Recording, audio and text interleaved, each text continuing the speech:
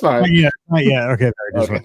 yeah, no, I hear you. Tomorrow's gonna be. I got a busy day tomorrow too because I got a bunch of stuff stacking up right now. I'm just hoping I feel better tomorrow. I'll be able to run. My day's all off when I don't like run. Like because I slept until 9, dude. I never do that. Wow. The whole day's off. I was up at 4:45. I pulled a U when I golf. That's when I wake up early. Got to beat that heat, man. It was toasty today. So I'm glad we had an early tea time. Because I feel it's so good here. Like, oh, it was hot today. We almost went to my in-laws pool again. So just more slides down that slide or whatever. The slide cracks. Dude, I have another one I didn't share. I should probably share it. Like where I almost like flip all the way over. Like I'll have to send you a video of it. So I was listening to this podcast. It's this dude from Oklahoma. I've talked about it before. It's called You Don't Know Flack. It's this guy that calls himself Jack Flack, and he's born the same year I was. He was like a nerd in the 70s and 80s, and just like he tells all these stories. But he was telling a story about when he was in college. He went to this pool party, right? Like somebody, I don't know, like they all worked at fast food restaurants. They all worked like pizza places, so they all got off work like at midnight. It was like in high school or college. They went to like a person that was out of town's party or backyard they're out of town, so they just knew they had a pool. They all met at their yard. They weren't supposed to be there. They got in the pool. They all got drunk, and he's like talking about because his whole story his show is kind of like Mike in the Midwest. He just tells stories of like growing up, right? It kind of stole his idea a little bit.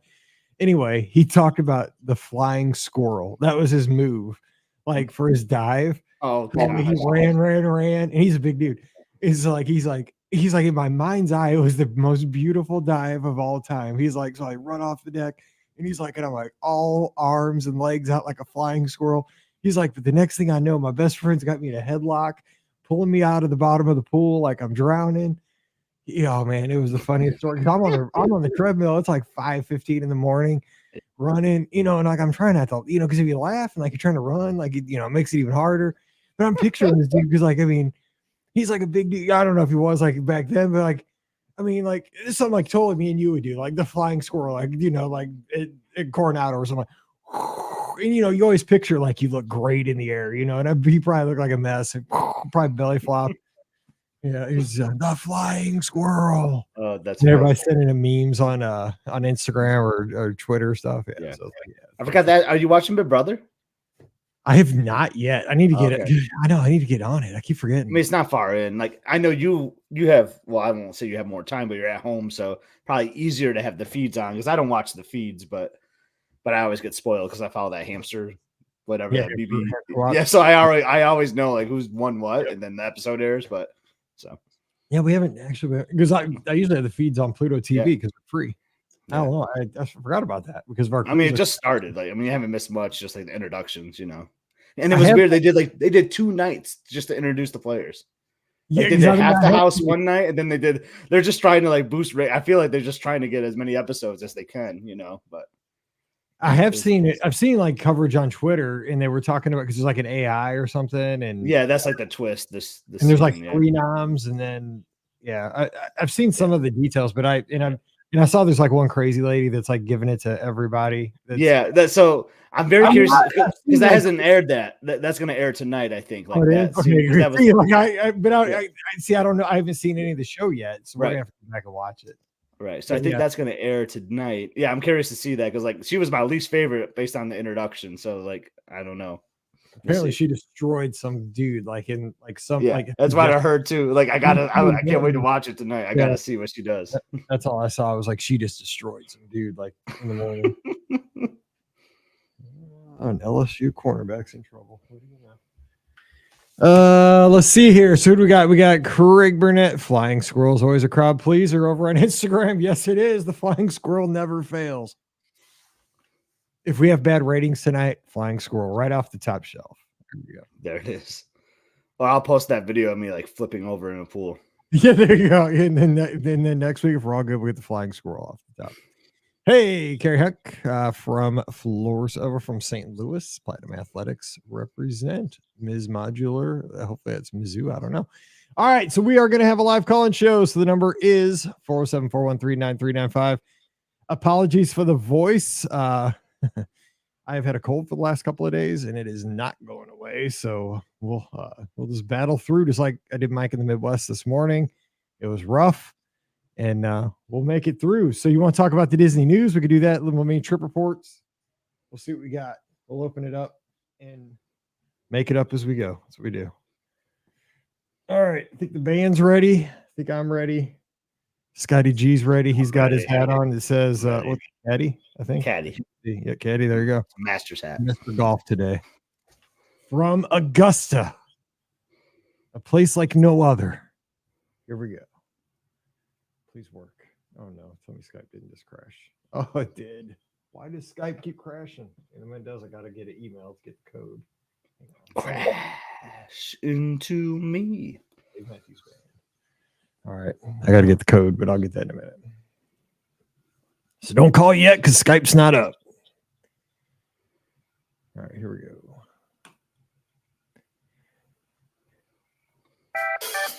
Well, hey, everybody. Welcome to the BOGP Open Line for Sunday night, July 21st, 2024. I'm your host, Mike Rallman from BeOurGuestPodcast.com and one of the senior agents over at the Magic for Less Travel. Shout out to Zach Samples, tuned in live from Epcot right now. That's right. We do this show live. It's really the only way to do a call-in show. That's right. We're taking your calls for the next hour at 407-413-9395. 407-413-9395. Talking about all things Disney. You have a trip planning question? We have answers. You got a mini trip report? You been there? Let's talk about it. Let's have some fun. Let's talk about what's going on in the Disney news. And to do that, your favorite caddy, my favorite caddy. He's been on the links this morning. He was on the mini golf prowl this afternoon, and he watched the open finish. Even after that, he is Mr. Golf. He is your friend and mine. Scotty G up in the mitten. What's up, Scott? Happy Sunday. Happy Sunday, Mike. Well, I had 5 weeks off from it. So I needed it was my first Sunday back on the course in a long time. So it felt good to be out there with my brother and Jake. And we looked like we hadn't been out there for 5 weeks. I'll just tell you that. But it was a lot of fun. Been doing a lot of video editing and things. I was telling you in the pre-show, man, I've been looking over like crew, and you're doing the same thing, right? You're to that point in your vacation, since your vacation has happened, where you're looking back at the memories, you're getting smiles on your face, and then you kind of get that itch right there. Oh, I need to book that trip again. I need to book something. I need to do it again. But just fun, like reminiscing and looking back at the photos and the videos. It's getting me excited for more adventures for sure. And I think somebody said over in the Discord, over in our clubhouse, because you posted your second vlog from the trip just this morning. I saw over there, Must See Adventures. And it's one of those things that the vlogs are kind of fun to see, because a lot of times they're places where maybe you have already been as somebody that's traveled. I think it was Cody that said that maybe he had been over to Europe where you had traveled, but he said it's kind of a neat perspective to see other people's takes on those same places, because maybe it's, oh, I remember seeing that port, or I remember seeing that city. But it's always going to be a different perspective because it's your take on that area. So maybe you went to a touristy area, but you saw something in a completely different way, which is kind of cool to see, like kind of every man's point of view to these really cool destinations. Absolutely. That's the beauty of podcasting too. That's why I love the trip report shows too. Like I've been to Walt Disney World so many times, but every Monday you have on a different guest, and they order something at a restaurant that I've been to 50 times that I've never thought of, or they did this, or they had this park strategy. And I just love hearing them. Like, oh man, maybe I want to try that. And that's how I feel about with the vlogs too. Or it's just like you said, or like Cody, like I love the way they worded that. Like, I think they saw something on Netflix maybe that was like, oh yeah, like I stayed at that hotel that was in that documentary or whatever. And it like took me back to that moment. So that's why I like vlogs, too, because you can see, oh man, I've been there. Like, and that's interesting that they're doing the same thing I did, or they're doing it a little differently. So I just love, like, in this world, like all the multimedia we have to kind of like reminisce and see those great memories again in a different perspective. It is cool how it brings the world kind of a little bit closer together. With the podcast tonight, we could take calls from, different continents, and we all have this in common. We all have this love of Disney. We come together to places like Walt Disney World. We sail on the same ships and get to make these memories together, which is always a fun thing. Technology. It's amazing, Mike. And I thank you for it too. Like, I had a listener from the show email me from Australia. Shout out to Mel. She messaged me on Instagram and then I gave her my email because she had like kind of a longer message. She emailed me about Disneyland Paris. So an American answering a Paris question to an Australian. Like, that is unreal, isn't it? I will tell you what, because of you, Mike. She is amazing. And plus, we're going to have a trip report from Australia coming up in the next 2 weeks because I'm recording it a week from Wednesday. It's not Mel either. It's another Australian listener. So we've been working out the time difference. That's always a trick when you're talking to somebody on the exact opposite side of the planet. For sure. But it's great to have those perspectives, right? I mean, this the travel alone boggles my mind because, we've had this discussion here on the show that I used to be scared to fly until about 7 or 8 years ago. Like a flight from St. Louis to Orlando used to freak me out, and it's a 2.5 hour flight. But give that to perspective for Mel, right? She gets all the way from, I think she's in Sydney or somewhere near Sydney, Australia. I mean, that's like a table stakes, a 2-hour flight. That's like for her that's like me driving to the airport. It's so strange how those things happen. So I'm kind of stalling here because Skype has kind of conked out at us. I'm waiting for the verification code. I don't know if Microsoft's having some issues, but we can't take calls till we get that going. But until we do that, what's going on? So we found out we got some news going on here. And we found out one of my favorite restaurants at Disneyland, it's down right now. I'm a little nervous. The Hungry Bear. I love the Hungry Bear counter service restaurant back in Critter Country. But it's going to come back, but in a little bit different way, a barbecue restaurant featuring the Country Bears. But it's not going to be a character meal, but it's just going to be a barbecue themed restaurant to the Country Bears. So what were your initial thoughts on that? Yeah, because I do like the Hungry Bear. It's not my favorite. I'm not as attached to it as you are. My concern, honestly, and once I say this, it'll click with you what it is. I'm worried about the sign out front because we always talk about like point in time photos with our family, like with your kids growing up, like putting your kid in front of the Soarin' sign or Spaceship Earth, and like, because that doesn't change, but your kid changes. So it's fun to see like their growth development. The Hungry Bear is that for me for Disneyland, Mike, like, because we go there every trip and then Emily stands in front of the bear and like makes the pose like you just did on camera. Mm-hmm. And I just love seeing her through the years making that pose. And sometimes Uncle Mike is with her or maybe Elizabeth's in the photo, but it's just fun. And I worry isn't that the weirdest thing that I'm worried about? Like if they want to change the menu up, that's fine or whatever. The location is beautiful. I love that spot, but I'm worried about the sign and it's probably going away because it's going to be a Country Bear in front instead, Yeah, I do hope they keep that sign though, because the sign is pretty epic because it says like "hungry?" and it's got the critter with the tray. I mean, it's pretty. I mean, but maybe it'll be Big Al now saying "hungry." Like who knows? Like, but it's interesting because the Country Bears aren't in Disneyland anymore. Like it's where it's right where they were originally, like right by there, right? That's where the Winnie the Pooh attraction is now. So it's interesting to see that come to Disneyland when the Country Bears really don't even have a footprint in Disneyland. But I think it's kind of cool. It's more Disney IP themed restaurants, but that's okay. That's okay. As long as the menu is not too bad, and they'll probably keep some of your favorites, right, Mike? Like chicken sandwich. I think a chicken sandwich can still be on a barbecue place. I think onion rings can still be on a barbecue menu. So I think so, and like their salad is good. So I think a lot of the things will stay. They'll probably just add maybe like some baby back ribs or something like that, or some pulled pork. So we'll see what it does. I'm optimistic. I'm optimistic. So am I. Let's give him a bell just for the optimism's sake. All right, and Carolyn, keep the Hungry Bear out there, please. Amen. Yes, please. In the seat, Carolyn says no. Oh no, Skype just crashed again. I don't know what's going on with Skype because I just got the code, got it going, crashed again. So here's what we do. We will put the link in the chat here for everybody that's with us. I know we're gonna have to do this. So let me. How do I do that? Well, while you're doing that, I'll say what Carolyn was saying. She's like, no, we eat all the time at Hungry Bear. Yeah. I mean, especially if you're local, that's probably a good spot to go to, like, because you're not going to be doing table service all the time when you visit if you're a pretty regular. So I can see Country Bear kind of being a place that you go to frequently. And she's saying a quick meal with lots of seating. It's some of my favorite seating for any dining location. You're right there on the rivers of America. Remember over Disneyland, half marathon weekend, Mike, we ate there. And our friend Joe with the lizards was doing like a little lizard meetup. We just had done riding pirates as a big group. And then they were going to ride the boat. And we're like, well, we got to eat lunch. We haven't eaten in a while. So we're out there. And then they come by on the ship and like we're waving at them. Like I just love that view from out there.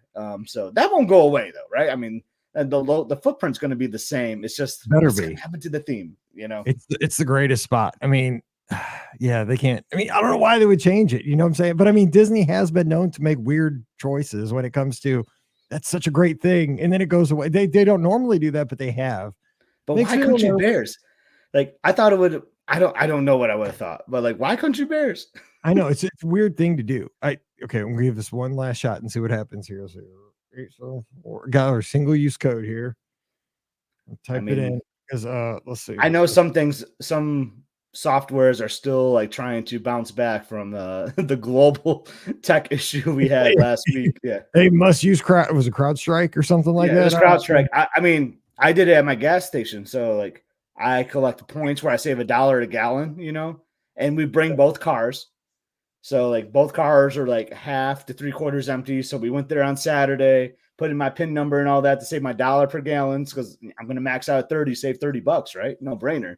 And then it says, M-Perks isn't available at this moment. I'm like, no, they must use CrowdStrike. Was my original thought, Well, it isn't working. It lets me stay logged in for like 30 seconds. So we have the link in the chat. If you want to join us, come on in. We'll do a video chat. So there you go. We'll make it more personal. Or we can just talk our heads off, right? We'll just hang out here on a Thursday. If you're listening on the feed, we'll do that. So if you have questions, just drop them in the chat. Carolyn says, we eat at a Hungry Bear and watch the Mark Twain go by and see the ducks floating by. And it is shady, by the way. Shady in a good way, I think she means. Yes. By the way, trees. we see cats wander in the back among the plants and trees because that's always a trivia question on Disney Cruise Line about the feral cats. Did you ever notice that? If you for first time sailors, and I think we have some in the chat. Who was it? I saw somebody just a second ago put that they're sailing the first time. It's Justin right here. He says, "Hello, gentlemen from Louisville, Kentucky. Going to my first ever cruise on the Wish in 43 days. When you go to trivia, they're going to ask a question about which park has feral cats. It's both Walt Disney World and Disneyland. Because I always thought it was just Disneyland, because that's usually what like trivia books will say. But I got nailed by that one on the fantasy this past time. Apparently World has them too. I didn't know that. It could depend on who your cruise entertainer is too. They might not put that in there. I mean, a cat could just cruise through. That's kind of a terrible trivia question. I think. Right. It is. I'm not one Look at you though, a man for the people, feeding trivia answers before your cruise. Because it was shady. Yeah, that's what I gotta say. So yeah, there you go. And not in a good way, like the Hungry Bear patio. Okay, so we had a question here from Jason Miller, which we can take care of. Grand Rapids representing Michigan there. Shout out. There you go. Heading to Disneyland this week. What's the preferred route when entering California Adventure? Straight to Radiator Springs, Carsland, or what? What do you do? That's the route. I mean, I always go straight for Radiator Springs. It's going to be the one that you're going to be rewarded the most for rope dropping, because now that I want to share my strategy is normally Radiator Springs, and then I head over to Incredicoaster, and you'd be surprised. Incredicoaster is a people loader. I don't know how they do it. Like, I think their managing systems should write a book on how you like are efficient with rides because like they're so smart at how they're loading 2 trains at once, kind of like Big Thunder, but it's so much faster the way they load those vehicles. It's really well done. So by the time you do Radiator Springs, you hop over to Incredicoaster, boom, it still shouldn't be that long of a wait. So what I'm saying is don't waste your time going to Incredicoaster first. You're going to get shorter wait times later on in the day. It's Radiator Springs all day for me. Yeah, Incredicoaster, it'll have a short wait time almost all the way up to lunch. I mean, really almost all day. That one, it eats people. I'm trying to think like DCA. Like, where do you bog down to DCA? I'm trying to, so like, and a lot of times that is really the only individual lightning lane that I purchase is Radiator Springs Racer. That attraction is so good that I will pay the $17-20 to ride it. That's the only one I've ever done that. It's that Adventures good. Campus is another one too, because I personally am not the biggest fan of web slingers, but it's like the newest thing out there, right? And Guardians is I just love that Guardians attraction. And if you put Guardians on anything, Cosmic Rewind or at Disneyland, I just love it. So that can get busy too. I see Carolyn saying the same thing about Guardians, because a lot of people go to web slingers too. They'll try to do both of those big attractions right there. So that can get kind of busy throughout the entire day as well. So there's nothing like Radiator Springs to me. Like, you can't compare it to Test Track, old Test Track. It is.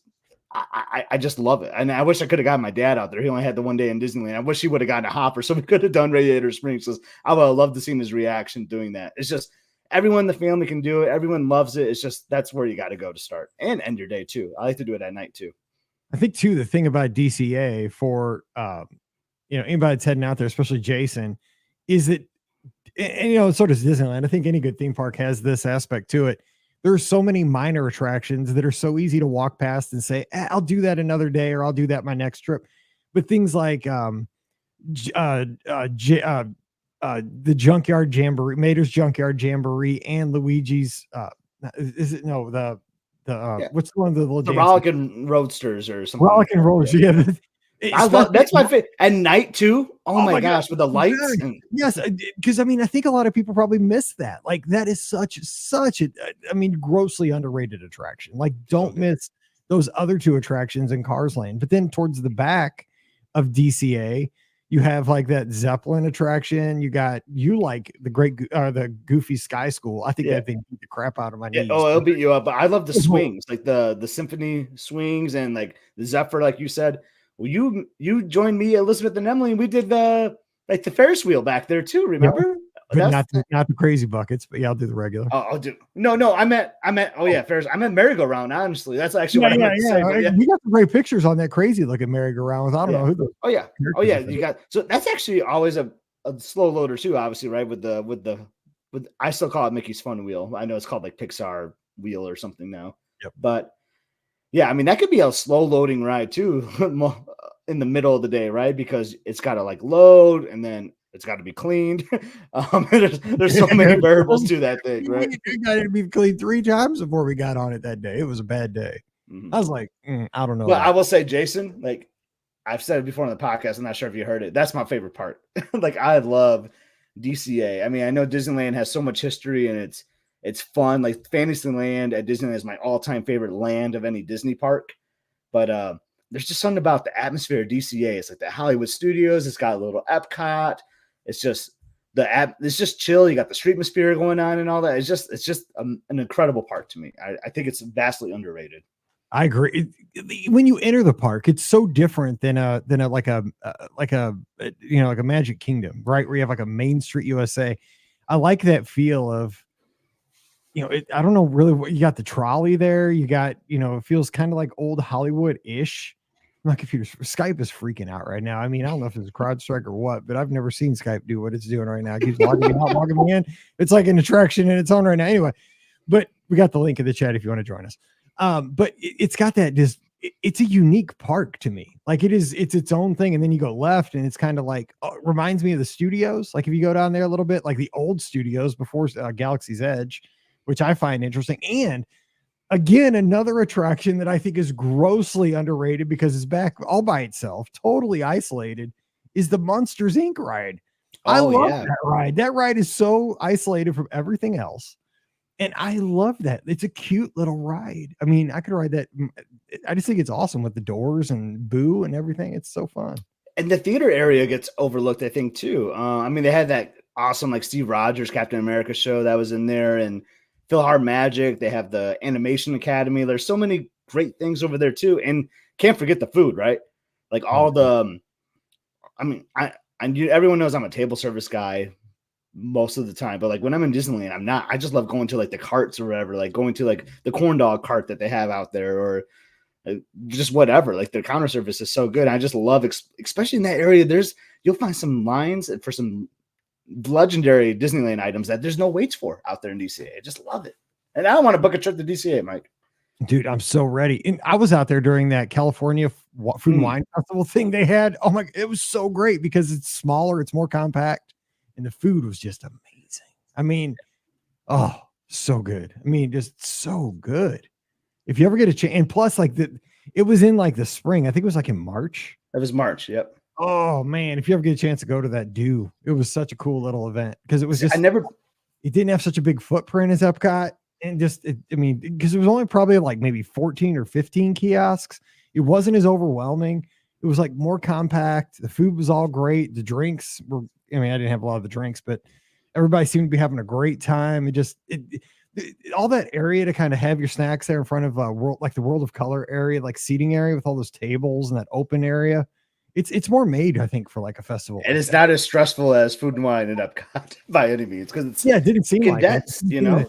Yeah. Yeah, it didn't seem as intense at all. They But do. So I've never been to that, but they do something. And we're not. I don't know how we're turning this into the DCA show, but oh, why not? they do something similar around the holidays, and that's what we've done because we've been there over like Christmas a couple times and like Thanksgiving, and I love that festival too. Like DCA can like it's good, and they got the Oogie Boogie Bash too. Like they do like their own Christmas thing like that. I mean that I'm telling you, Mike, it's like maybe it's not underappreciated. Maybe everyone loves it as much as me, but gosh, I need to get back out there. I don't have a Disneyland trip planned. It is. It's so fun, and that's the whole thing. Is I don't know. I was talking to somebody about this. I think it was yesterday or the day before. They're going to Disneyland for the very first time, or they're considering it, right? And it's what I do for a living, right? So I was telling them, and it's just like you would tell somebody at your office. I mean, we all do the same thing. It's no different.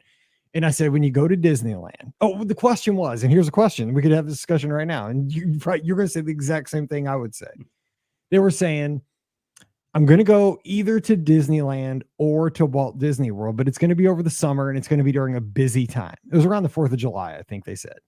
And I said, oh, that's great, because I went to Disneyland a couple of years ago over the week of the 4th of July. Perfect, because I have experience with that. I went 4th of July, and I've been to Walt Disney World many years, 4th of July. We go then all the time. I said, but at Disneyland we went, and I said, here's the deal. We just included Genie Plus on our tickets and Park Hopper on our tickets. We went, I said, it didn't, I mean, was it crowded? Probably. But with Genie Plus and Park Hopper and getting there when the park opened in the morning, we did everything we wanted to do. And we never said, man, this park is just crowded. We just moved like it's just like butter around the place. And we want to take a break. We took a break. We wanted to have a snack. We had a snack. We mobile ordered something. We had some table service restaurant, meals. I was like, we felt like kings and queens. We never encountered trouble for a week. We rolled and had the best vacation ever. But we do similar at Walt Disney World because we know strategies. But I mean, he's worried that, maybe because the holidays would be more, locals are going to draw to a local kind of park at Disneyland. But I mean, we had a wonderful time, and it was so much more pleasant because the weather was nicer at Disneyland over the 4th. I think that's what kind of made us all happier. It was like we weren't just, after a week, we weren't beat down by humidity. For sure. I would just throw in there, if it's like next year at 4th of July is over like a weekend, so that might bring locals to come out more, like as opposed to if it's like on a Wednesday or something, right? Like they might not do a couple days, or they still might go on the actual 4th, but they might not extend their trip. But over a weekend, they might. So it might be a little more crowded, but you're absolutely right though. Like, and the weather's a little more comfortable too. That time of year. Oh my gosh. That's like the deal breaker for me, honestly. It is so hot at Walt Disney World. And I love Walt Disney World over 4th of July. Don't get me wrong. But if I had to pick the two, I'm 100% going Disneyland. Yep. I mean, either one's great. Like I'll go to either. You can't go wrong. Yeah. I mean, the 4th of July, like when I discovered 4th of July that I could wear a sweatshirt at night in California, I was like, what? Because, I like warm weather and all, but whew, man, you weren't tired at the end of the day. And I was like, why am I not tired? We went hard. With Genie Plus, you just didn't stop. You just kept going. And especially because I had never done anything out there. So I'm like, oh my God, I was like getting a candy store. Like, let's go do Indiana Jones. Let's go do Jungle Cruise. I've never been on that version. Let's go in the treehouse. And it was like, I'd done 10 times more attractions, but the weather does make a difference. And to me, something about being at Disneyland Park on Independence Day, because like Walt Disney was just like all about America, right? Just like a good American, just love this country. So like, and that's his park. Like, I mean, yeah, we can thank Walt Disney World for him too, but he didn't like ever really step in there. So like, that's why I feel like when you're at Disneyland on 4th of July, it kind of gives you goosebumps because you almost feel like Walt is there almost. You know what I mean?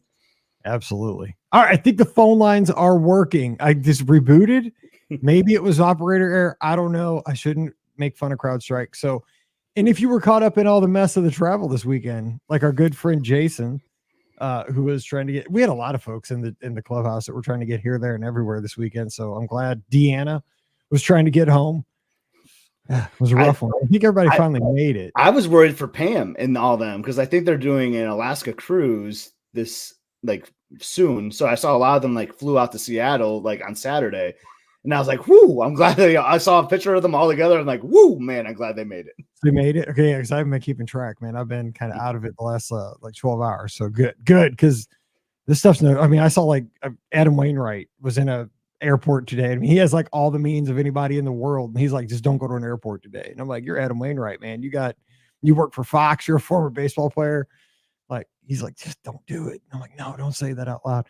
Anyway, 407-413-9395, 407-413-9395. Speaking of the Mitten, Maggie, one of our great friends up in the Mitten, says she had a question about the summer. And where was her question? It was about beating the heat, tips for beating the heat in the summer. It says she's coming up on her trip. She's getting a little bit nervous. Best hot weather tips. What do you got, Scotty? Because we always go places in the summer. Yeah, I mean, it's kind of like the things we always say, like get there early, right? And then leave like at like 11 a.m. before it starts getting really hot, and just relax, like hang in your room at the resort if you're on property, if you're able to do that and get some air conditioning, go to the pool. Or if you can't, if you're doing an all-day park, right? Let's put that cap on, right? Like you're just going to do an all day, like go all in. Just like make sure you utilize your indoor spaces, right? Go to the gift shops frequently, like do attractions like Carousel of Progress that are indoors and things like that. And for an accessory, I love the cooling towels. Honestly, I think if you can cool your head down, it cools the rest of your body. That's how I feel like as a runner. Like when they give us those, like when they give us water when we're running, Mike, I just pour it on my head. I think that does more than drinking it sometimes, honestly. So just getting a cool towel, wringing it on your head. Who cares about your hair that day, right? You just want to be comfortable and cool. So I like the cooling towels as a good accessory. You know what I worry about though when we're running about that? I worry about ruining my AirPods. Oh, I mean, that's fair. That's fair. In the marathon, sometimes they give you those sponges like towards the end and like people sponge off. And the one time, dude, I sponge and I was like, oh my God, my AirPods. Those things were, back then they were like $90. Now they're like, if you get the pros, because I do. Because I wear them for like 5 hours a day. I'm on the phone and stuff. And I hit him like I was immediately like, I hope I didn't ruin my AirPods, because like you're delusional at like mile 22 or something. But yeah, no, you're right. I mean, the cooling towels work. But I mean, my biggest tip is always just go early and just do not be in the park from like noon to 4. I cannot see, because those parks are going to be there. Everything that's in that park from noon to 4 is there from 8 in the morning to noon. It's also going to be there at 8 o'clock at night when the sun's not beating down on you. And it's probably going to be a better experience with the lights on than the hot Florida sun. It's not cool. And especially places like Fantasyland, right? I mean, little kids are gonna be crying, parents are gonna be just way on edge in the middle of the afternoon. Just take a nap. I mean, I know like not everybody's a napper. I am. It just recharges you. It like it's like you get 2 days in one if you do it that way. Get up early. Yeah, I like doing the outfit change with that too, because then it really does feel like a brand new day. Yeah. Plus, your shirt is already like soaking wet from sweat from the morning. But I also like go like I said, like the cooling towels accessory, because Maggie might be talking about things you could bring into the park. I know to bring up our great friend Pam. She loves those fans that you put around your neck. Yeah. So does Ricky. And I've never used one. Our friend Beth has one too. So one of the last trips we were with her, it was hot, and I was like, all right, Beth, let me try it. I got to see what it's like. Or maybe she really like, Scott, you got to see what this is like. And Mike, it was great. I thought it was really great. Like, I don't necessarily like the look of like walking around with like a fan around my neck, but I like being comfortable. So like, I think it's worth like getting the looks, right, of having a fan around your neck. So looking at those, I know they're on Amazon. Use the affiliated link that Mike has, but I think those can be a lifesaver too. I see people wearing them all the time at the ball games. Like when you watch the Cardinals games, they show the shots of the crowd. Today, I was watching, they were playing the Braves, and they showed a lady. She was chilling like a villain, right around her neck. I'm like, well, I mean, she's cool. Doesn't look cool. She literally is cool with that. Yeah, she's apparently her husband looks a lot more miserable than she does down in Hotlanta. So I guess they work. Yeah. So the thing is, it's all about, just jump out of there. Like George says, he's down in San Antonio. So he knows, he's a runner. He knows about the heat. He's always out there just putting in, work out in the heat, hydrate. That's the biggest thing too. And I mean, again, not everybody has to think like an athlete, but you got to hydrate before the fact. Like you can't say, oh my gosh, I'm starting to get hot. I need to start drinking water. You got to drink water the night before. You got to hydrate. You got to pre-hydrate, because that's your body has a hard time catching up. So just, drink some water the night before, a couple days before, get yourself ready, because especially like Scott, you're coming from Michigan. I mean, it's a big climate change. Like it's Yeah. not that different than St. Louis, but the difference is I sit in air conditioning all day in St. Louis. Like I'm not going to be outside for 8 hours in July when I'm here. So it doesn't matter. I mean, if our climate's the same, I'm not going to be outside all day. I'm avoiding it here. So you got to be ready. Oh yeah. And be careful. I mean, even overhydrating. I mean, Ricky shared that story the other day of her like having some heat exhaustion. It's a real thing, and even overhydrating could potentially lead to that as well. So just listen to your body and just like don't try to like. I love the way you worded it, Mike. Like the attraction that's there in the middle of the day is going to be there later at night too, right? Park hours are usually extended a little bit in the summer, so take the break, even if it's because I worry about like you just think like not everyone stays on site, right? So it could be hard to go back to a hotel. Like that's a lot of work, but the resorts are free for you to go to using Disney transportation. If you want to just hang out, like go to the Contemporary and just hang out on the concourse for 2 hours and just get the AC. My favorite thing during the pandemic in 2020 it's like one of my favorite counter service restaurants now is going to Gasparilla. We would take the boat over there at the Grand Floridian, and they were great. They were like, have a seat, enjoy some air conditioning, take your mask off, relax for a little bit. And we would sit there for like an hour and a half just cooling off. It was so great. And you can do that any time of year, right? So like that's another thing I recommend. Similarly, just go to a resort. What I used to do when I was at the Magic Kingdom and I didn't want to go back to Pop Century, I'd take the boat over to Wilderness Lodge. And so I'm not talking the big fireplace. This wasn't during the hot time of the years. This was during like another time, but there's a fireplace. It's like up on the 5th floor. So you got to go up a little ways. It's like a little nook. So it's like on the 5th floor. You got to look for it. But there's like a little alcove kind of thing up like 4th or 5th floor. There's like a little sitting area. And I just went up there and took a nap for like an hour, maybe an hour and a half, just in a chair. I fell asleep. And the only reason I woke up was because like a custodial person was vacuuming and they hit my foot. And so they're like, sorry, sir. I'm like, no. I looked at my watch. I was like, holy cow, I've been asleep for like 90 minutes. Man, it's the best nap ever because like that background loop was playing. That's amazing. I was like, because I think it was cold. I think it was like during the winter time. It was the opposite. And like I was all warm by the fireplace. I was like, okay, I'm good to go now. Like I went back to the Magic Kingdom and like finished off the night. I was like, let's rock. It was perfect. So awesome. But it's like Maggie's outside the box. All right. And Maggie's saying they're Epcot people. So we keep giving this example of taking a break at Magic Kingdom. Go over the boardwalk and hang out at the Bellevue Lounge for like an hour and a half. Like that is like my favorite background loop. I mean, I say this all the time. My favorite background loop is this. Like I have so many of them, but I'm serious. One of my favorites is the Bellevue Lounge. It's like that 30s big band jazz. Like you can just sit down there, relax, have a cocktail if that's something that interests you. If not, that's fine. Just have your favorite soda, have an ice water, just relax. That's such a great place to be. Like, and it kind of enhances your Walt Disney World day, I think, right? Just taking a break from the parks and just relaxing in a resort with your people. Just so good. Got to get out. Yeah. Just a whole day in the park without leaving the park it's a lot. It's overstimulating, I think. Even like our one day in Paris, we're like, we gotta leave, and it wasn't hot by any means. It was just like, we got to get off our feet for a little bit. And yes. You know what I mean? I think it's just like it's a mindset, right? It's just like you need a reset, I think, at some point. I mean, even with work, like you can't sit at your desk for 12 hours. I think sometime you got to work and say, okay, I got to get up, maybe take a walk for like 30 minutes, grab a snack, and then come back and you're recharged. I think it's just how the brain works. You just got to I think it's why a park hopper, honestly, if you can get a park hopper, it does kind of help. Going back to the same park, like from morning to night is kind of the same thing. Like, for example, one of the strategies you can do if you don't buy a park hopper along these lines is you could do like the left side of Magic Kingdom in the morning, the right side in the evening. Like 2 parks, Adventureland in the morning, Tomorrowland in the evening, something like that. But I mean, it gives you a mindset change. All right, we got a call. Let's get to Eric here. I think it's Eric out in Connecticut. Eric, is it you? Yes, it is. Can you hear me? Hey, I think Skype is working for the moment, so we'll see. So let's hope we keep the connection like back in 1896 or something. I don't know. What's up? Okay, you're a little staticky. Of course, okay. Of course. Give it a shot. All right, let's try. What's on your mind?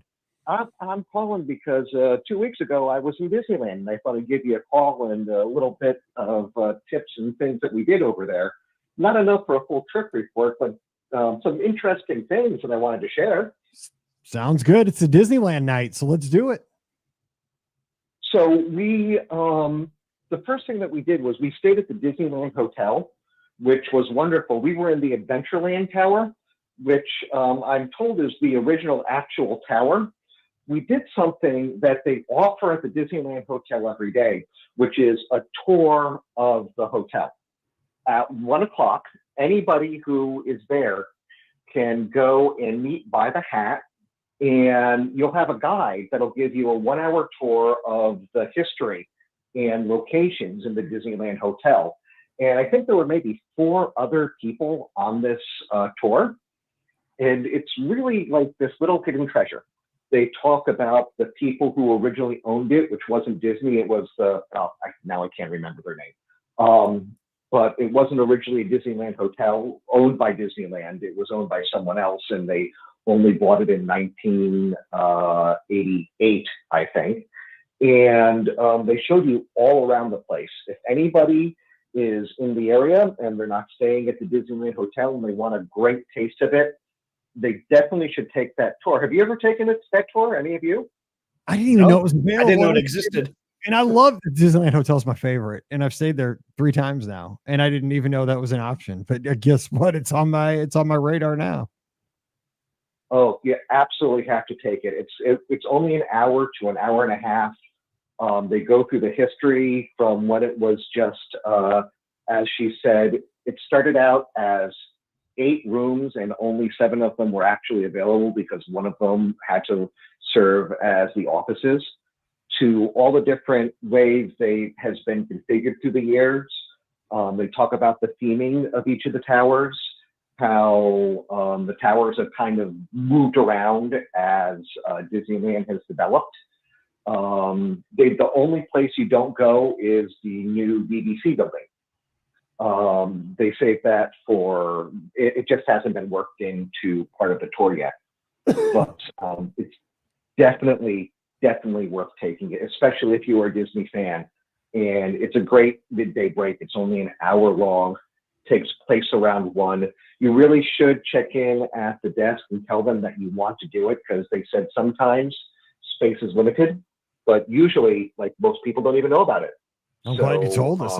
Carolyn didn't even know. And she's like our Disneyland expert out there. That's awesome. Yeah, I'm in.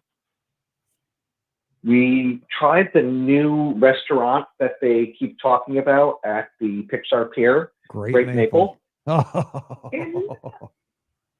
Oh, I want to go there. So yeah, I mean, did you like it? It's definitely, the menu's geared towards me. It's got the stuff I like. I found it to be fine. It was a good breakfast. Was it anything special? I didn't think it was anything special, but it was good. You know, I wasn't disappointed in it, but I don't think it's worth a trip over. If you're staying at the Pixar Pier Hotel, you should definitely check it out. If you're not staying there, I'd say stick to things that are in downtown Disney or the Disneyland Hotel. It's good, but not worth a special walkover. See, that's my kind of restaurant, though. Like, I like just the restaurants when people say, it's nothing special. Like Olivia's, I think a lot of people would say, it's a restaurant. That's my favorite. Like, it's just that's my style, though. And everybody's got their different styles. I like it, though. That's cool. Mm-hmm. Yeah, give it a shot. What was your best meal, though, of the trip when you were out there? Let me ask you that. I still really love Earl of Sandwich. Good It's call. always going to be my best meal when I go to Disneyland. There's nothing bad on the menu. The original is just hands down one of the best sandwiches, I think, anywhere. I know it's kind of like a fast food joint. It's not like this big sit down thing, but Earl of Sandwich is just delicious. And I know you're a devotee of it, I believe. The holiday sandwich. Scott, what about you? What's your Earl go to? I think I've been there once, maybe. So I don't know a whole lot about it. I like it because it's cheap. It's one of the cheapest things you can get on Disney property, and it's good. I like it. It's cheap and it's tasty, and like you can't beat that at Disney. No, we did try the Hearthstone Grill. I'm sorry, the Hearthstone Lounge at Grand Californian, and it was okay. They were having some operational problems, and that I was there. They said that they were trying to get people in because some of the people were staying like extra long at the tables. So it's probably colored by the fact that we had a reservation and we still had to wait like 45 minutes for it because they couldn't get the people before us to leave. So I'm going to give them a pass because we were a little hangry by the time we got in. Let's see, what else? The parks themselves. It's been a long time since I've been there, and I figured that like we'd need to get Disney Genie Plus, and I didn't think we needed it. The crowds for Disneyland were pretty light all day. Nothing really got over 40 minutes, and this was the week after the 4th of July. Nice. Everything was, I consider 30 minutes in Disney basically a walk-on. And everything except Indiana Jones and Rise of the Resistance felt like they were walk-ons. Rise of the Resistance kept going down, so we never got a chance to ride it. It's a great ride, but it's a ride you kind of play chicken with getting on sometimes because it goes down all the time. So we never made that one. But we managed to do everything we needed to do, and we had plenty of time left over to go back on them again. It just wasn't necessary. I was surprised at how light the crowds were. It's great for you to get out there and have that opportunity to get as much as you want done with low crowds. That's good to hear. Let me ask you this, 'cause I always like hearing this. What's your kind of favorite Disneyland attraction that is uniquely Disneyland? Like for Scott, I know if I ask him, it's going to be Alice in Wonderland. That's his go-to. No, I was going to say the same thing. Is the same for you? Oh, Eric, you're my guy. I like it. Absolutely. It's the dark ride that you don't get anywhere else. Alice in Wonderland is not my favorite Disney film. I got to say, I don't like the movie, but the ride's incredible. It is. It's so cute.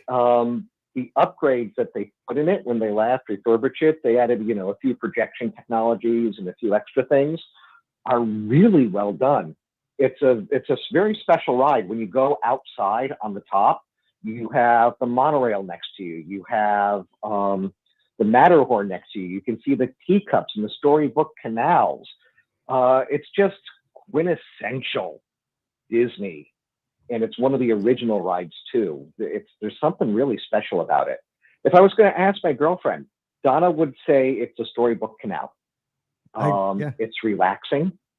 It's just a nice little ride. And we found out another interesting fact. If you are the first person of the day to ride the storybook canal, we weren't, but if you are, you get to sign a guest book saying that you rode the storybook canal. They've been doing it every day of park operations.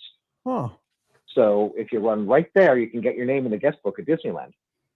People probably get trampled to do that, just like back in the day. Remember when they used to do the Tinkerbell thing at Magic Kingdom? Right there through the castle? Like Wake Up Tinkerbell? There was that store. Oh, this was like 15, 20 years ago. Yeah. So it was, now it's the store that's the Bibbidi Bobbidi Boutique. Like if you go through the castle at the Magic Kingdom, right to the left, before you get to the carousel, the store used to sell hats or something back in the day before Bibbidi Bobbidi. And every morning they'd have a ceremony where you would wake up Tinkerbell, right? But it was the first kid that got there. And so it turned, they put it on like online on some website, and it turned into like some kind of just like Boston Marathon every morning, and just like running of the bulls, right? For like 6-year-old girls or something. And people were getting killed for it to be able to wake up Tinkerbell. So they had to stop doing it. That was a long time ago. I can see that. When I was growing up, I would have killed to be able to pull the sword out of the stone. Well, I mean, we all saw ABC TV back in the day, don't we all? I mean, Scott and I tried in the middle of a marathon. It's one of my favorite pictures here in the studio. And Paige. We were unsuccessful. We were very unsuccessful, but you know what? I saw everyone doing it in Disneyland Paris, though. Like, so they must not care about it as much over there. Everyone was pulling it. Or maybe they're just a little more magical. Yeah, probably. Maybe. I mean, they get the Olympics. As far as Disney California Adventure, we saw the Pixar Pals Parade, which was very short. It was about 15 minutes, but the floats were excellent. It had a lot of energy. The Soul float surprised me. It was just the guy who played, I can't remember the character, the lead of Soul. Yeah, Scott's uncle. It's Scott's uncle, Joe. Joe Gardner. Yeah, thank you. Was just fantastic. He was dancing all over that stage, having the time of his life. He was probably the best character actor that we saw the entire time. So definite shout out to the guy who was playing Joe in the parade. And the World of Color is a new version of the World of Color. Before it, they have a Inside Out 2 preview show for the first one, like 5-minute pre-show. That's all scenes from Inside Out 2. And that was also really, really good. Inside Out 2 is really an excellent movie if you get a chance to see it. And it was nice to see that they realized that and how big it was. And they added a little bit to World of Color for a movie that had just come out. Disney's usually a little bit slow with that type of thing. I'll say that's pretty quick. Well, one of my favorite things, this is kind of related, kind of not, like on our trip to Europe, because that movie had just released, so it was the big movie. I got a photo / video of 5 different countries, like with their poster of Inside Out, like in different languages. Like it was kind of cool. Like you would just see like the minor differences of all like 5 countries in their movie poster. I thought that was kind of neat. And now I had to go see the movie because obviously I love Pixar and Disney movies. I love the Inside Out one. I'm just trying to get caught up on life. I need to go see that. I'm glad that it sounds good based on your opinion there, Eric. Yeah, I love seeing those posters, by the way, that you put on social media, because it was kind of cool seeing this, like the different language. Because I mean, you can tell. My favorite was I think it was the Paris one. It was like vice versa. Is what it was called. Yeah, it was just like I was like, I don't read any of those languages, but they're cool. Yeah, exactly. Inside Out. Well, I mean, I heard they're both sad, so I don't watch sad movies either. I mean, I don't watch movies pretty much ever, but man, every person I talk to said that's a sad movie. Like it tugs at your heartstrings. I don't need to cry. I don't know. I didn't think it was that. It was touching. Touching. Oh my gosh. It's about, dealing with fear and anxiety. Yeah. And I do that every day. I deal with that. For a while suffered from an anxiety disorder. Yeah. It demonstrates it really well. It really shows it in a good, smart, worthy way. Yeah. So I highly recommend it. I will have to check it out. Yeah, Mallory watched it with Zoe on the cruise because of course it was showing like every 2 hours on the ship. They watched it. 2 other things before I go. The way we got there was using the train service in California. Ooh. We were staying down in San Diego, and there's a number of trains that go between San Diego and Anaheim.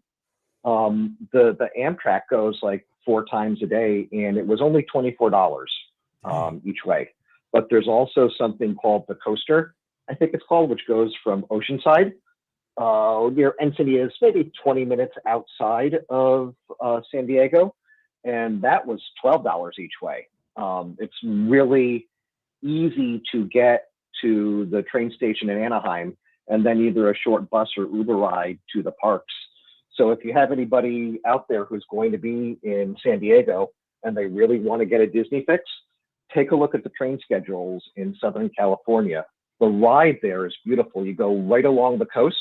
You go right through Camp Pendleton, but you go right along the beaches of Camp Pendleton. It's one of those rides where there's a part where you think the waves are going to come up and hit the train. Oh my gosh. It's gorgeous. Awesome. You can see the surfers in the morning. It's right along the beach.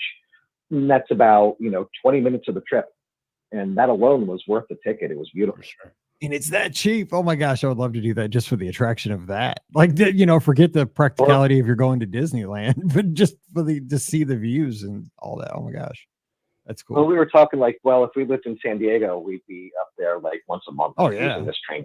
Oh yeah, 100%. It's cheap, it's easy. So those of you going to San Diego are thinking that like Anaheim, it's far away. It's an hour and a half ride there, hour and a half ride back. You're sitting there relaxing. It's definitely worth definitely worth thinking about adding a day or two. Heck yeah. Stay overnight for one night. Gotta go up there early and come back late. Excellent. Finally, one thing I forgot about the tour. They let you into the e-ticket lounge in the Disneyland Hotel, which is their concierge level lounge. So you get to go in there. You don't get to eat anything because it's just, you're part of the tour, so they're not going to serve you. But it's interesting to see that and the beautiful view that they have there. And if the suites are empty, you get to go into like the Big Thunder suite or the Adventureland suite or the Mickey suite. Oh, Nice. that would actually be sweet. More often than not, she said one of them will be empty for a night. But right now, unfortunately for us, they weren't, so we weren't able to go into any of the suites. So she said, next time we're here, try the tour again. Ask if the suites are empty before we take it, so you can go and take a look and see how those are. And my thought would be, which celebrities are here booking those suites? Because like I've priced those things before, they are outrageous. They are crazy. They are crazy, and I mean, you're in Southern California. There's probably a celebrity. Yeah. Well, maybe not. There you go. It's a quick summary of our short trip up to Disneyland. Can't recommend that tour enough, and it's a little hidden gem that's over there. We appreciate it, Eric. Sounds like you had a great trip, and you're definitely gonna. I mean, Carolyn's saying she's gonna check it out. I'm gonna check it out. Scott's gonna check that out next time we're out there. Definitely a new way to see our place that we've been a few times. So we appreciate it, and don't be a stranger. Have a great night. Okay, you have a great night too. All right, talk to you later, Eric. Take care. Bye-bye. Bye. I also love his tip on the train because we were going to do that our first ever trip to California. We kept punching numbers. We were worried that it was going to be complicated though to do like the transfers off the train. And now that we've done Europe and other means of traffic, like it doesn't seem like it's that bad. But I'm glad to hear that. I know Beth is going to be doing something similar with the train to Anaheim. So good to hear it was kind of easy to navigate and all that. So that was an excellent tip. Is she going to D23? No, she's going for like a wedding, like in October. So, okay. And then if you're all the way, that's always my philosophy. If you're like out there for another event, you're that close, you might as well add on a day, right? And do Disneyland. Yeah. You can't believe the cost though. He said like 20 some bucks for the one and 12 for the other. Yeah. That's ridiculous. I mean, that's like a couple gallons. I mean, California, that's like 2 gallons of gas. And I love the way he said that. Like, you can just relax. Like as someone that normally does the driving, like that just sounds so great to me where I can just even sleep a little bit, like, oh man, it sounds amazing, honestly. Sleep, or I mean, even if you have to be practical, you could even get some work done if you had to. You can pop out your laptop, shoot off a couple of emails if you have to. Or like we took the Eurostar from London to Paris, so we sat like that train that goes like over 200 miles per hour, and we're just in there. You rode you rode a bullet train? Yeah. That's how we got to Paris. I didn't know. Yeah, we were just playing cards, like it just felt like old timey, like you're hearing like the rocking of the train and like you're bumping a little bit. Like that was so cool. It was like I felt like I was in a movie, honestly, like with that. It was so cool. But like and it flew by. I mean, literally, that thing was flying, but like not literally, I guess. It was on a rail. But it was so awesome. That was like the fastest like 2 hours ever because we were just like playing cards, talking and all that. It was awesome. And that's how I kind of imagined that one out there to San Diego to Anaheim. So did that train for everybody else that was on the train? Because I imagine a lot of the folks were kind of local-ish, right? Was it like every day for them? Or I mean, because you guys were probably like, this is the coolest thing ever, being on a train that goes 200 miles an hour. Or was I think it was a lot of like people like on holiday, right? I think it was a lot of like non-business people, like a lot of families were on there, honestly. Because I'd be like, this is the coolest thing ever. Like, I'd just be like, whoa, dude, we're going 200 miles an hour. We're like 2 weeks away from this, like not in real time and episode wise for my vlog, because it's one of the last things we did, but I'll share a little thing. Like, so Liz and I walked to like the snack shop on the train, and walking like in the opposite direction of like the train moving at like 200 miles per hour was quite interesting. Like, you ever get up like on a plane to like go to the restroom or walk around a little bit? Yeah. And that's kind of wobbly, right? You're trying to walk. Sometimes I like hold on to the seats as I'm going like that. Yep. This is like 5 to 10 times even crazier, man. You're just like rocking, trying to like walk, like, and there's people like celebrating big time. There was these women that were like pouring like champagne, like doing this toast, like, yeah, we're on the weekend or on holiday. And I almost like crashed into their like compartment or area they were sitting in. Like it was awesome though. I loved that train.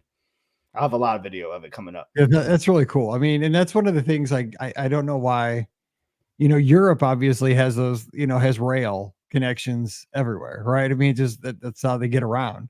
And our country just doesn't have it.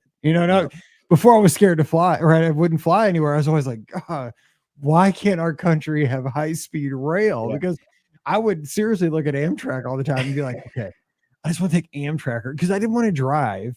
Because you get tired, but like to take an Amtrak to Orlando was like 36 hours because you'd have to go like to Dallas or something or Chicago or New York.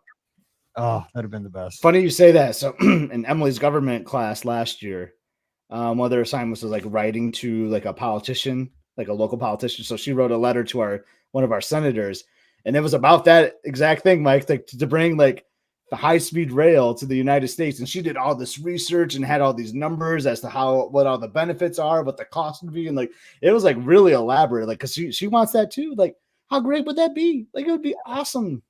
It's crazy because, and like and Vera Mike brings it up. I mean, it's kind of cool what they're doing with Brightline, right? In Florida, because now you see it if you land in MCO, that you see the Brightline trains right there. And I mean, just in the time that I've been flying in the last, like 7 or 8 years, I've seen nothing being there to those trains are now running to, and it really makes it super nice for folks who want to go out to Lauderdale, right? You fly into MCO, you can hop that train, go down to Miami or Fort Lauderdale. Whew, people say it's great. You can work, like I said, I mean, it's the same thing. You can work, you can chill, you can have a drink, sit back, kick back, and get to the, a new port in an hour and a half, and you're set.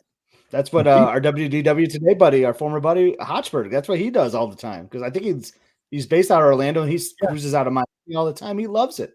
Like, I see why. Like you were just saying, like you can get on the Wi-Fi, respond to some emails, relax. Don't have to worry about the traffic and driving. Oh, yes, I would live by the rails, man. They're all over for sure. I mean, I guess that's what people in metropolitan, like New York. I guess that's similar like the subway system, right? I mean, everybody that's probably in a metropolitan area is probably like you guys, from the Midwest. You're like, you people from the suburbs that have driver. What are you talking about? But I mean, that's just. I think it would be super cool to have that opportunity. Yeah, and like, Chicago has it too. Like I've been on some rail in our states, but yeah, nothing quite like what I was seeing over there. No, I want to go 200. The whole trick is I want to go 200 miles an hour. Like that's the cool part. Like, and they've talked about that. I mean, it's you speaking to Emily doing that for like a high school project. They've been talking about that here in Missouri between Chicago, St. Louis, and Kansas City, right? Like 3 cities since I was in high school. Right now I'm older than dirt. Like we're gonna have this train that goes 200 miles an hour from Chicago through Springfield to St. Louis, then right across Missouri to Kansas City. Nope. I'm still waiting, man. Because it'd be the best. Like they're always like, you go to a Royals game in like an hour. I'm like, sign me up. I'm like, dude, sign me up. You can be out in Columbia in 45 minutes. I'm like, yes, let's go. And that's what was crazy. We went from London to Paris in like 2 hours. Like you went underground, right? We went underground. Yeah, there was tunnels. Yeah. It was cool. It was cool. I can't wait to see this stuff. Some of my video is funny though, because like I got it like on the glass, trying to like show what we're seeing, and just like boom. Like if you're trying to like lock in on a certain object, you can't lock for long. You have to put it in slow motion. Right. You're gonna be like, here it goes. Here's the Eiffel Tower. But it was, and like when you weren't in the tunnel, it was cool that you just like see this like greenery, like these rolling hills. Like it honestly, like even if we wouldn't have done anything in Disneyland Paris or whatever, like just doing that, having that experience alone, I thought was really neat just to do that, How long were you in? Because I know we got to wrap the show, but like we've had higher numbers right now than we had within the Disney talk. So we got to 5 more minutes. Yeah. Because the numbers are shooting up now that we're totally off topic, which I don't know what that says about our podcast. So sorry about that. But so people have heard enough Disney stuff. They want to hear Mike and Scott stories. I mean, we talk Disney every day for 16 years and we'll always talk Disney. That's the premise of the show, but we're wrapping here for 5 minutes and we're catching up. My boy's been in Europe. I've been in the Caribbean and we're still catching up and we haven't had a good time to talk here.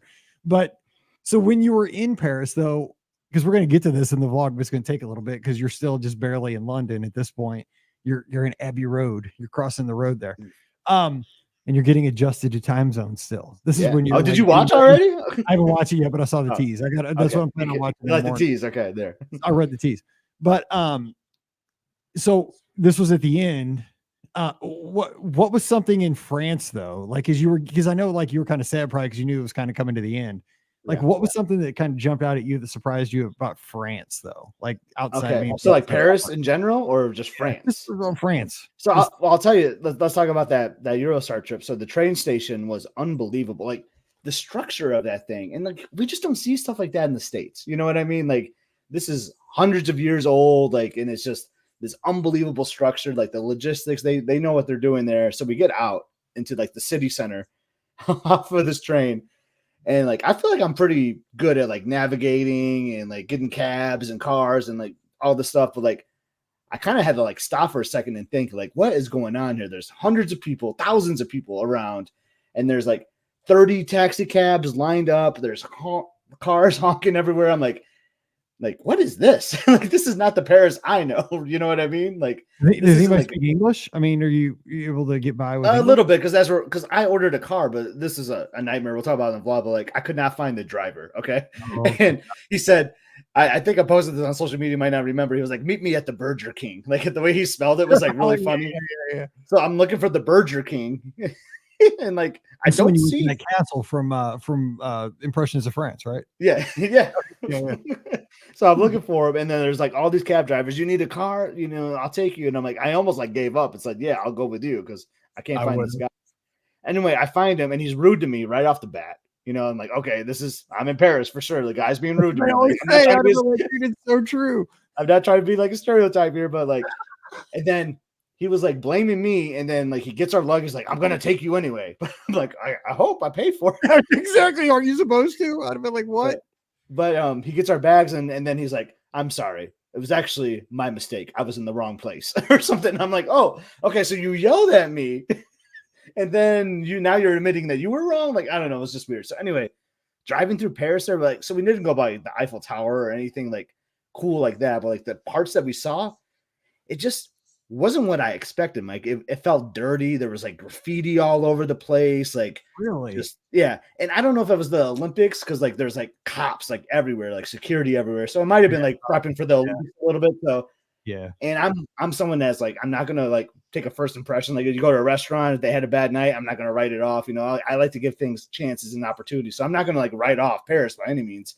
I mean, I still want to see the Eiffel Tower and all that other stuff, but my first impression though wasn't the greatest. Like it felt off to me. And then once we got out of there, it got to Disneyland Paris, which is completely different. Like that's not even Paris. Like that just seems like an American theme park in France. It is really what it is. But it was good. But like my first impressions though, it was like, oh, I don't know. This isn't how I pictured it to be. You know what I mean? But I think the American, because again, I've never even been outside the country except for cruises, right? So I have no idea. But like when I picture Paris, I think it's because it's like a postcard to me. Right, you know, right. Like anything I would see when I actually go there, I think would have a hard time living up to my mind's eye, because like my perception of Paris is Impressions of France and Soarin'. That's it. And I mean, what is it? It's the postcard version. Yeah. So if I see any kind of graffiti or any litter, and that's how the world is. You're going to see there's going to be neighborhoods and places like that, right? Right. And we just happened to go through an interesting part of it. So, and there was like a lot of protest happening too. So that's, I mean, like there was cops and police force everywhere. So there was just some unusual activity happening. And then when you go to a new place, like, you know, the most romantic city in the world, right? Like you got the Eiffel Tower, you got the river and all the gondolas and like all this great music and all this, like you don't think protest and cops and graffiti, you know, and that's just what I saw. So I just didn't see the right parts. I need the patisserie. No, exactly. Yeah. But other places I went in France were amazing, like Mont Saint Michel. We went to Coruna. Like I can't remember the name of where I did the Green Venice. Like that was, I mean, you'll see it in the vlog and we can talk about it too. But like France was gorgeous. Like the little villages we went to were amazing. It was just that 30 to 45 minutes that I saw Paris, which obviously was not the whole thing, right? I did not see the whole thing. I just saw a certain section of it as we're trying to get on the freeway. Like, I think we went like 3 or 4 miles and it took an hour. I mean, that's how the traffic was. It was so bad. But it's like, that's what I think about is cool about podcasting in general. Like we talk about Disney, but I think that it gives you an opportunity to learn more about the world. I mean, with all kinds of podcasts. I mean, we talk about this all the time. You know, I listen to tech podcasts, listen to retro podcasts, listen to video games. You know, we all listen to different things, but in the end, we get to learn about other people and other places. And, you know, I've never been there, but you have. You're like my brother. And it's cool to be able to have this discussion for 10 minutes and just learn about, because, you know, that by proxy, I've learned something about Paris and about France. It's cool. It's so cool. Yeah. Podcast. I mean, yeah, it's amazing. Like the reach we have now, like when we were in high school or college, younger, like we didn't have this stuff, man. It's, I mean, like, I seriously, I mean, I know I'm older than you, but I mean, we used literally encyclopedias and then moved to like, to basically like Grolliers was on a CD-ROM, which was static. And then, we use impressions of France as we were getting our 40s. I mean, my basis is still impressions of France. Like I want to see people on 10 speeds with, shorty jorts and, no helmets, like, where's the race? Get me in. I still want to live. I still want to do like, I mean, I know we're going long, but like a big point of this with the cruise was to see different places and not have to pack up every night. Right. So that we can get like little taste of things to decide, where we want to do a longer trip in a certain location. So like, I do want to spend like a week long in France, and like schedule itineraries and rent a car. That'll be rough, but do something like to transport around and see the places we want to see and not be forced to by the cruise line. But it gave us a taste of all these things. And I still want to do a Impressions Day Scott or Impressions Day Gardner, where we go around and do a lot of the things in the video. We did 2 of them, actually 3 of them, I think, even like through the cruise line, which was awesome. But I want to do more. There's so much more to see, and I can't wait. I can't wait to book that trip, Mike. That's going to be epic. Well, it's always fun to take that first bite, right? And just get the taste of it and then say, yeah, I want to come back for more. Because that's like we went on our cruise to the Eastern Caribbean, right? I got my first bite of seeing this part of the Caribbean. It was so different than the Western, and sure, I can't wait to get back. We saw Tortola, we saw St. Thomas, but now I want to see St. Martin. I want to see St. Kitts, and my boss is the same way. She vacations to St. Thomas. You were talking about the airport the other day. Like, I think we were recording a podcast. I didn't want to interrupt you and tell you then, but my boss, like, she goes to St. Thomas once a year, like around spring break time, and just rents a condo or whatever and just stays there for a week. Like, it's her favorite place. And she wouldn't have found it if it wasn't from like a cruise or something like that, and like, that's how I feel about Norway. One of the ports we went in Norway, they had like, I probably told you this, they had like glamping campsites kind of, like, I'm not a camper, but maybe I'm a glamper. And I could spend a week there. There's 600 people that live like in that town, and like, I mean, there's tourists, obviously, like when the ship comes, like the population, like, quadruples, but I could just see myself going to Norway and just hanging out there for a week. Oh man, it was so good. It was so good, Mike. So funny. Well, Sandy and Andy, my Pam's sister and her husband, like they do the same thing at St. Thomas. They fly into that airport, stay for a week. They actually, that's where they went for their honeymoon. I didn't know that. Yeah. Same thing. I'm like, oh my God. I see why though, because it is gorgeous. Yeah. But then I feel like I love the idea of cruising. Like, I mean, because I like to see different places too. Like St. Thomas, you're just like, you're there for the whole week. Obviously, it's gonna be a heck of a week. It's gonna be amazing. But like, I got to see 3 different ports in Norway and Belgium on one cruise, and like that to me is more exciting than like staying in one spot. I'm that way too. But when I was out in the ocean, I mean, because that airport is literally a quarter of a mile from the beach. It is so close to the beach, it's ridiculous. Like, it was so crazy. But the thing is, like I told Pam, I was like, we live so close to our airport. Like, we could be to our airport in like a half an hour, be on a plane in an hour after that, and then the flight down here would probably be like 3 hours. So literally in like 5 hours, like in January, right? We could be in 5 hours from our house in this water, in January, and like stay down for like 3 or 4 nights. Like, sign me up. Sounds good. Like 30 below. I'm like, this is why this place is awesome. Like, I mean, yeah, cruise is better, but a long weekend in January, yeah, sign me up, dude. So what I've learned, Mike, in all this, because I love world traveling now, it's just funny to look at like 25-year-old Scott has got like a newborn child, hasn't been anywhere other than like Cedar Point and Mackinac Island, and now here I am, like I've been traveling the world and like I like it a lot. Like, there's so much more I want to see, man. But this is what it comes down to. We need to have the time and we got to have the money. Like, how do we find that? How do we find that solution, Mike? I know, got to win the lottery or something. And the people, that's it. You probably saw it too. Like everybody I ran into, like, were so cool. Like the people that did our zip lining with us in Tortola were the coolest people. Like the people that took us to the beach and took care of us. Cool. Like it's cool just to talk to people when you get the chance, like for that live on these islands and that you travel with, people that were cruising with us. I love talking to people from all, these people are from all over the country and all over the world. And it's just, I love, because my world is so small working from home, and the podcast really helps me get to meet people from all over the place. But thank God for that. If it wasn't for this podcast, I'd have a super small world. And I thank God for that every day. But it's so amazing. Travel opens so many doors. We're so lucky because of that. I think it's an amazing world. And just think we've only seen like a piece of it, right? So now amazing. like I'm super small. I have a passport. I mean, just watch the London when you have time, right? I mean, I know you're like the business guy in the world, but when you have 25 minutes, watch that London video and you're just be like, oh my God, I got to go to England now. Like that architecture and like our driver. So it was like $400 to book this, right? So it was 3 of us, but we had a private car, Mike. And he's like, I'm going to take you to Westminster Abbey. I'm going to take you to like the St. James Church or whatever. I'm going to take you to Buckingham Palace. He told us like all these places are going to take us. And like, man, this sounds amazing. He's like, and I'll get out, we'll walk around. And like, he ended up being like a historian. And he wasn't like just a driver that was going to take you places. He'd find a parking spot, we'd walk.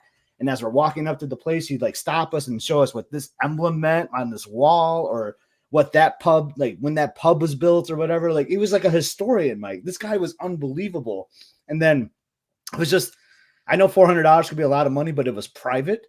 And honestly, like if you're going to do a hop on, hop off or like some other like big group tour, like you still be spending like a good amount of money, but it was one of the best value things I've ever had. Cause it was a 4-hour tour. He ended up spending 5 hours with us. I think because we asked questions, we were really engaged with him. So I think he was having a good time with us, and like, plus I wanted to go to Abbey Road. So that took him out of the way a little bit, but it was just, that was I talk about cruise excursions that we did, and I count that as one of the excursions, and that actually might have been the best excursion, just like that tour that we did of London. And now I want to see so much more of it, but it was so cool.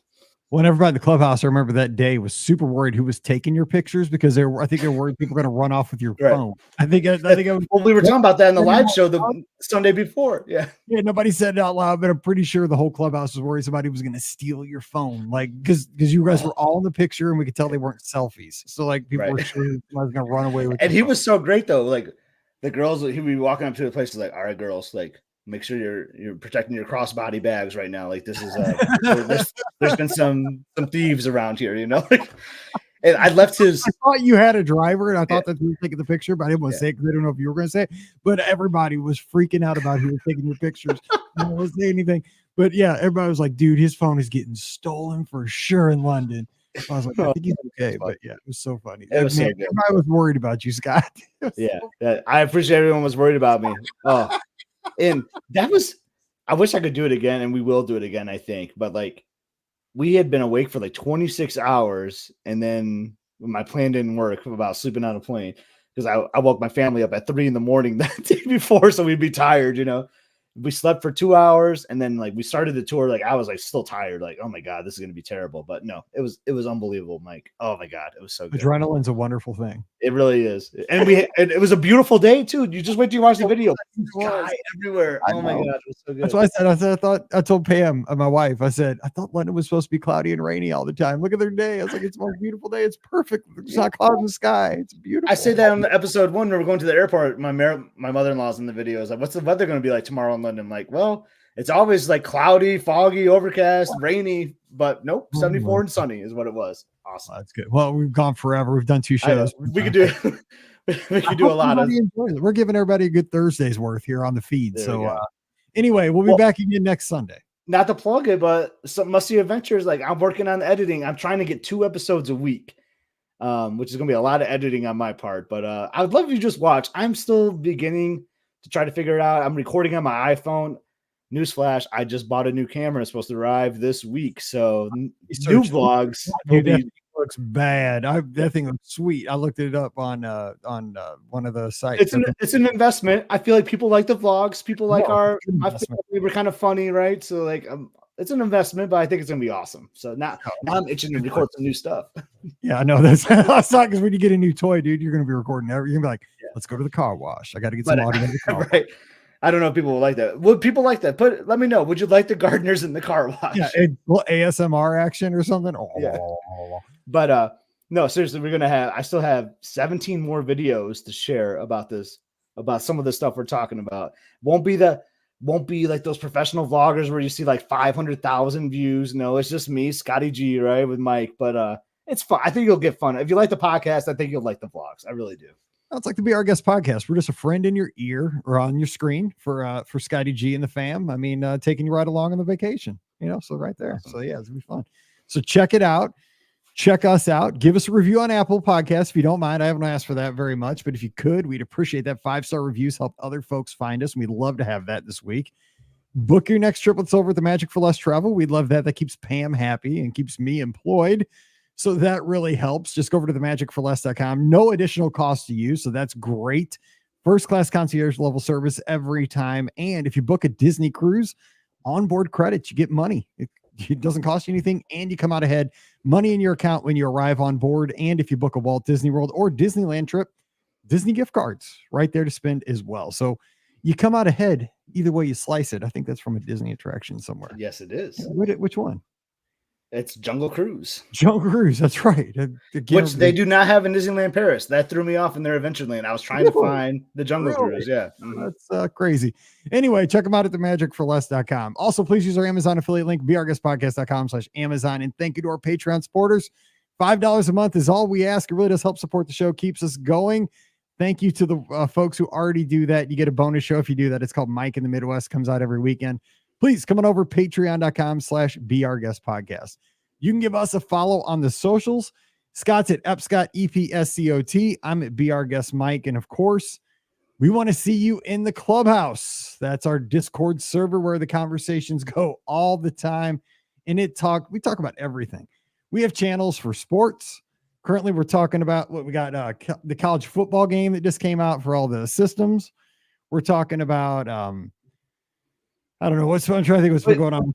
What else? I love the trip report. You started a new channel, right? Where like people that are currently, yeah, I like that. And shout out Deanna, who just did a great job sharing her trip this past week. And so if you're ever in a Disney park, a cruise, Disneyland, Walt Disney World, take over the channel. That's your channel. Post pictures because we're always craving that instant. Yeah, it was fun because I did it. I think it was Dr. Kai. I think it was Ella that suggested, like, can we have like a Scotty G like in Europe channel? And you're like, oh yeah, I'll change it for now. And then I tagged you in. You did your amazing cruise, and then you're like, let's make one for the people, right? I liked it. Exactly. I like that idea. Well, because it was the living room, and I'm like, let's just make a separate channel. This is getting a little confusing. So yeah, so just coming over. That's going to be an awesome channel. So yeah, we have the living room channel. We have them for all, D23 of a channel for that. So that's coming up. Disneyland, of course. We have the international Disney parks. Just come on over and we just hang out. We have the living room channel. We talk about our corner of the world. So if something's happening up in Michigan, or I post them when I go to Dairy Queen sometimes. Just a fun Saturday night. Just coming over, hang with Disney fans. Over 1,000 of us are in there all the time. So beourguestpodcast.com/Discord. We'll see you next Sunday night for the call-in show. Skype should be working better. Probably operator error, too much Dayquil today.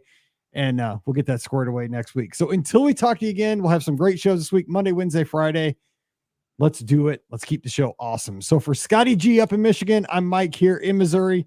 You guys have a great Sunday night or Thursday here on the feed. Stay safe, stay healthy, and we'll see you real soon. How long have you been holding in that cough? Dying at the end. I was like, can I make it to see you real and soon? we went long there. It was fun though. I liked that conversation. Fun. Holy smokes. It's funny, like Liz and Emily, because they messaged me like, hey, it's dinner time. And I'm like, oh, we're still talking, man. We're like really passionate about what we're talking about right now. We're going long. And they're like, we know. I'm like, oh, can you hear me? And they're like, no, we're watching the TV. Oh, they're watching on the TV. So, hey, Liz and Emily. Oh my gosh. Let's see. Hang on. That's funny. Hang on, let me say this real quick. Yeah. So can you record tomorrow?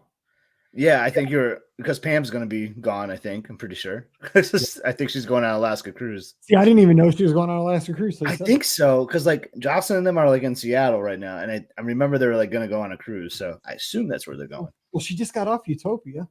I know. That ship looks kind of sweet. Yeah, it does. Is that the same? Oh, man. That's the same size as Icon, right? No, that's a Oasis class ship. Oh, so it's smaller. It's a little smaller, yeah. But like, dude, it has like all the bells and whistles. They took out the bionic bar on that ship and put in like a tiki bar, which looks so cool. Like the tiki bar looks awesome.